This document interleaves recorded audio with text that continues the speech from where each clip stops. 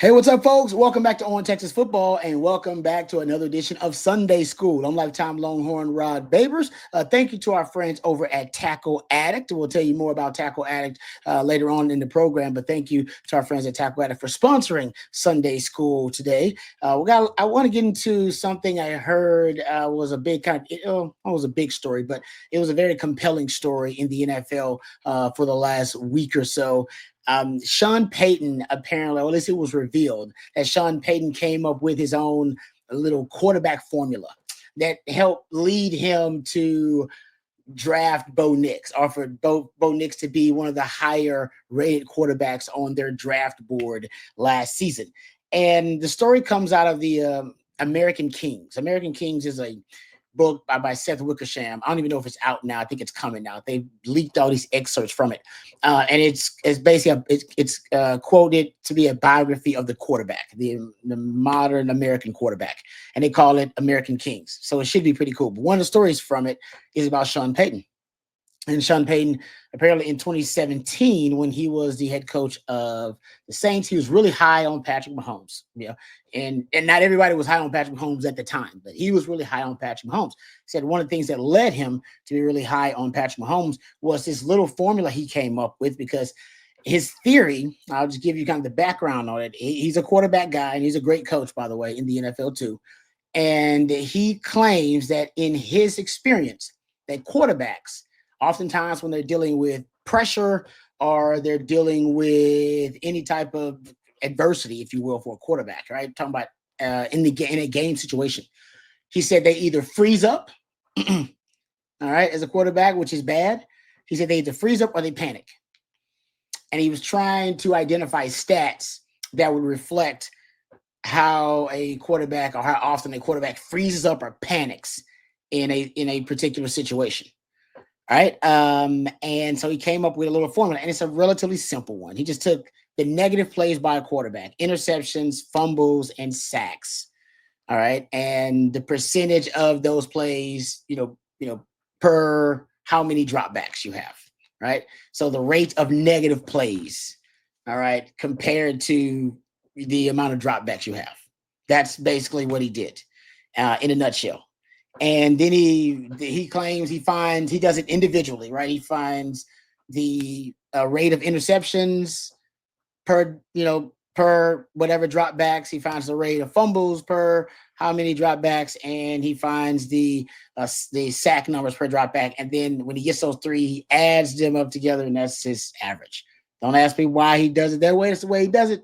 That's the way we did it. So he said he looked at Patrick Mahomes's metric there in the Peyton stat. It's called the Peyton stat. And he was at 8.1. So 8.1% of his plays were negative plays as a quarterback, which I like that stat. It's a cool little stat, right? You want to avoid negative plays. Sometimes as a quarterback, some of the best plays you make aren't the, 40, 50-yard bomb downfield, or the one where you're threading the needle in a very small window to get a first down on third down. They were just a play where you avoided a disaster. You avoided a sack. It was an incompletion, but it could have been an actual disaster. You avoided it, right? Those oftentimes can save a drive and can save you from giving up points. If you have a really smart quarterback that can think on their feet and they don't freeze up or panic in those situations. So, and he also claimed the stat was sticky. When you hear someone refer to a sticky stat, it means in this particular context, it translates from one level to the next. It's a sticky stat. All right. So they say it's a sticky stat. That means the number that you see in college, it will oftentimes be reflected in the NFL pretty accurately. It will translate. Not all stats are sticky. Most stats aren't. They change, I think a ton. They change. They're very different, very varied from one level to the next. But they claim that this Sean Payton stat is one that is relatively accurate from one level to the next.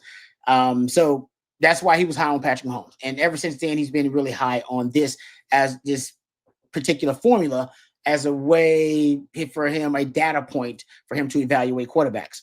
So fast forward to Bo Nix, right, to this most recent rookie draft for quarterbacks, and the Denver Broncos need a quarterback. He applies the same metric with the class of quarterbacks, the first round caliber quarterbacks in that draft.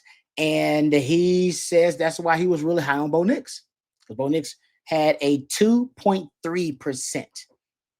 Basically negative. Sean Payton stat negative. Only 2.3% of his plays were negative plays coming out. That considering how much football he played, that's pretty remarkable. It is, because compared to some of his peers in that draft class, Drake May was at 10.5%.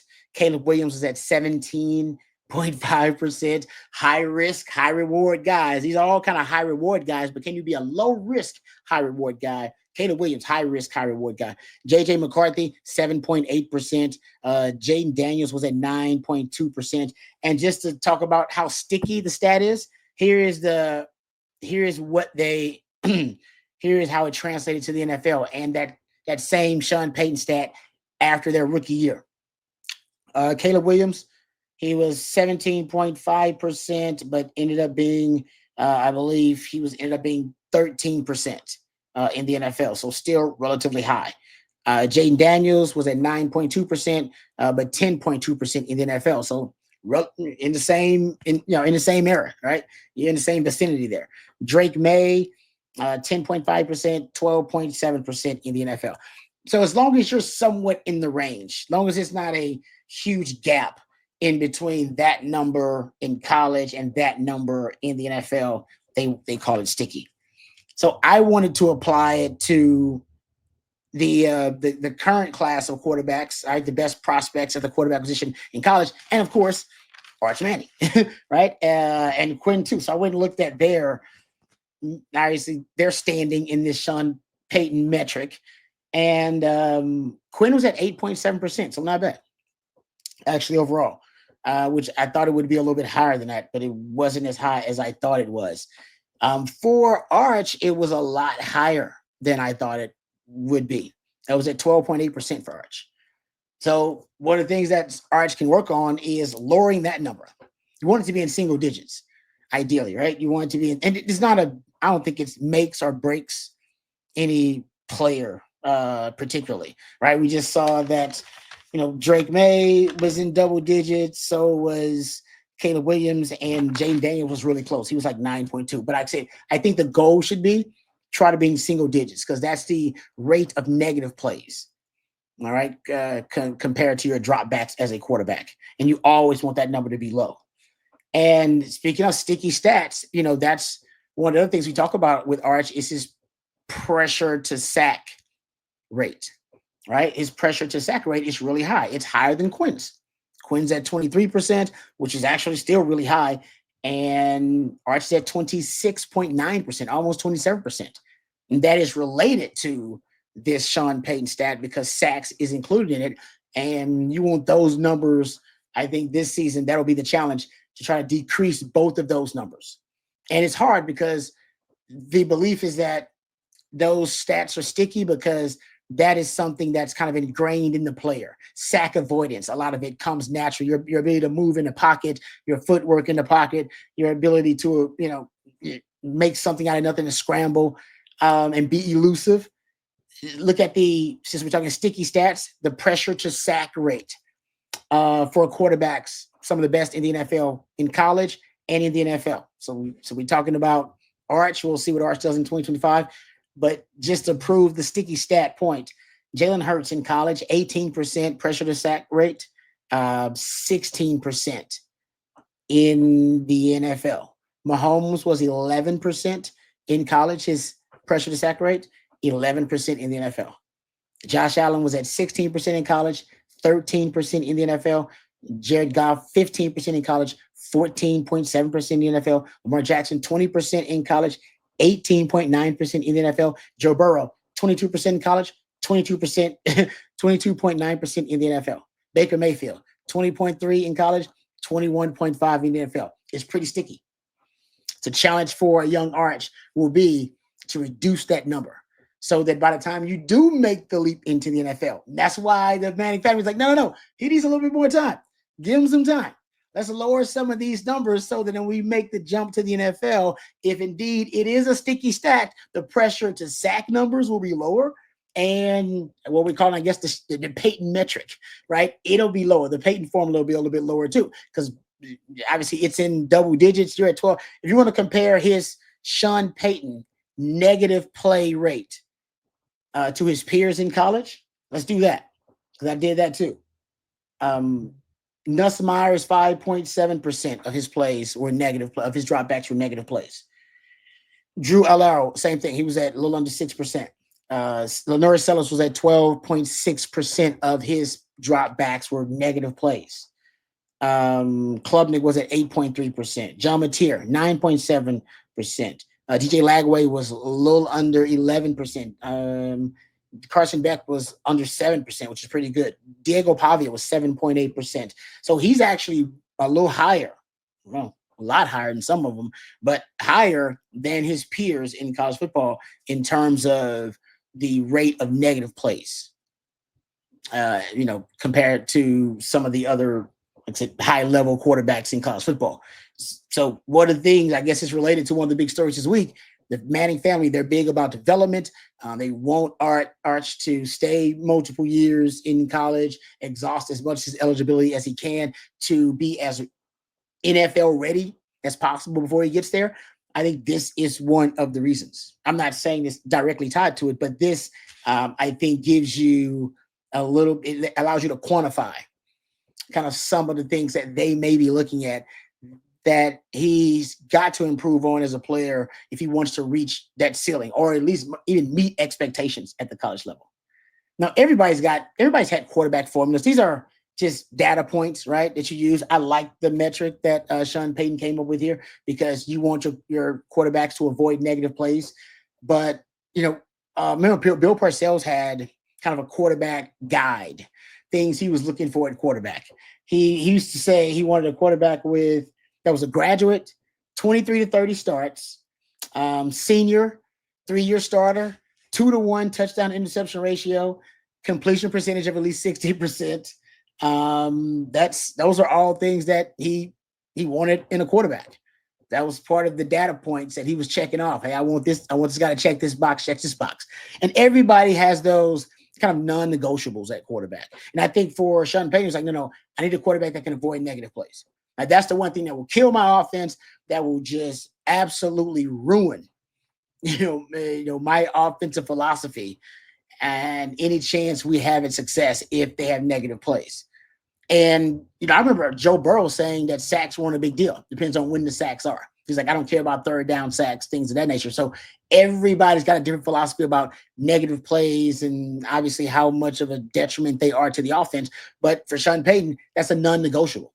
He's like, no, I'll remove you off my draft board, or I'll lower you on my draft board if you can't control, the negative plays, or make good decisions, or have the football intellect and be able to process things quickly and make good decisions while in that process. So I think it's so, because Bill Parcells had his. I remember looking at one NFL scout that said he liked the 26, 27, 60 philosophy, which is 27.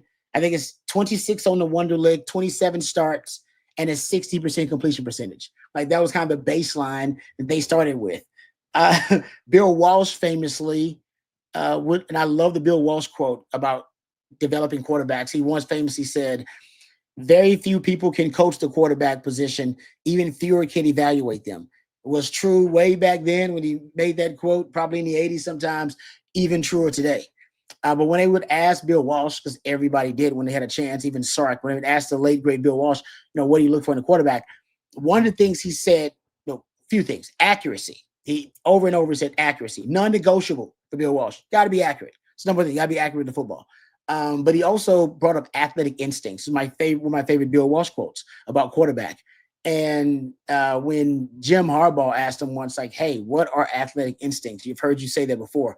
His quote to Jim Harbaugh was, an instinctive, spontaneous, natural response to situations that develop in games.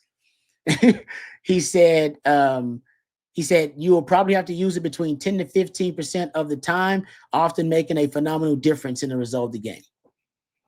Your quarterbacks. The crazy thing about it, I've heard Kyle Shanahan say something very similar about what he looks for in a quarterback. He said, I'll paraphrase, I need a quarterback to make me right even when I'm wrong.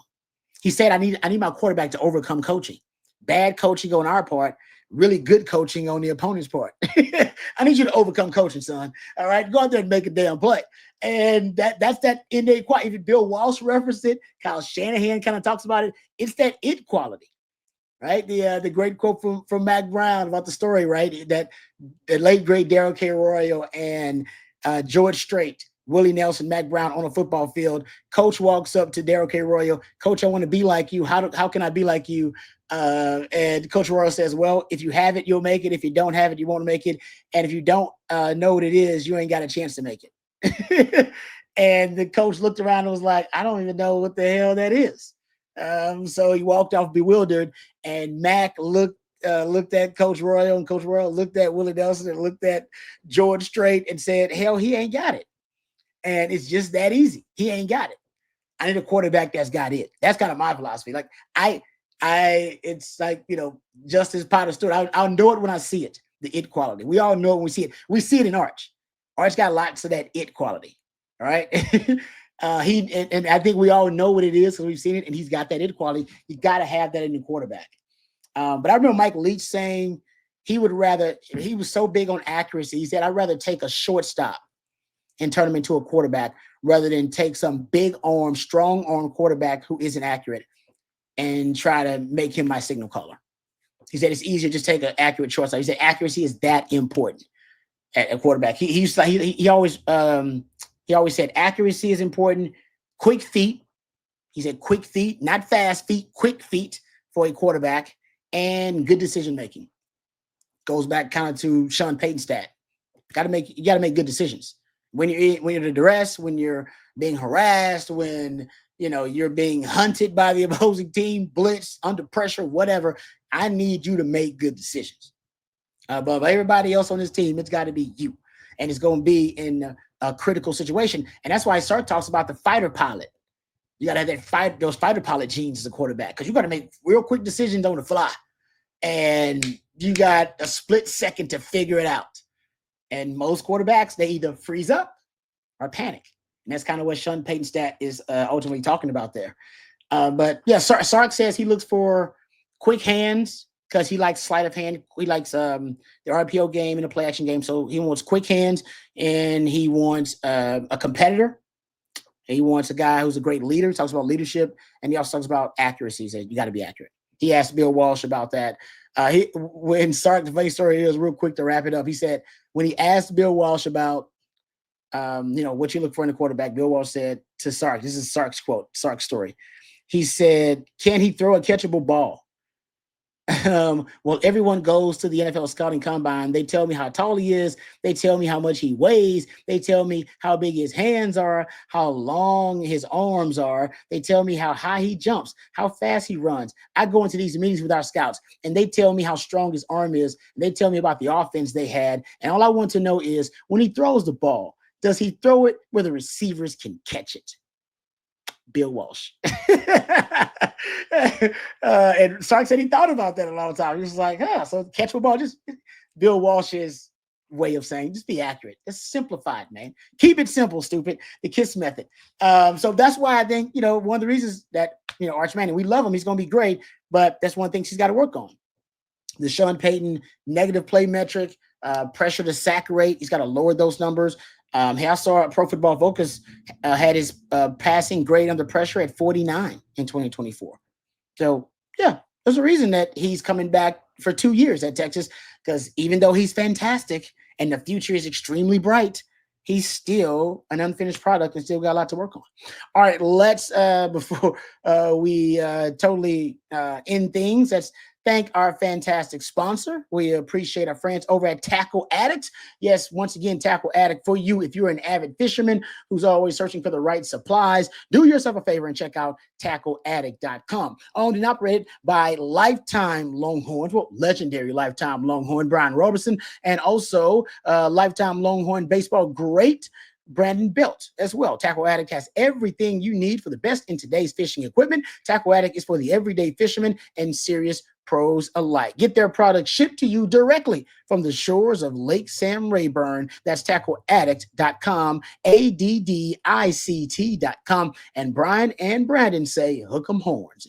Thank you very much to our friends at tackleaddict.com. Give them a shout today if you love getting out there and catching some fish. Our friends at Tackle Addict will make you look good in front of your fans. 409-698-9370, 409-698-9370.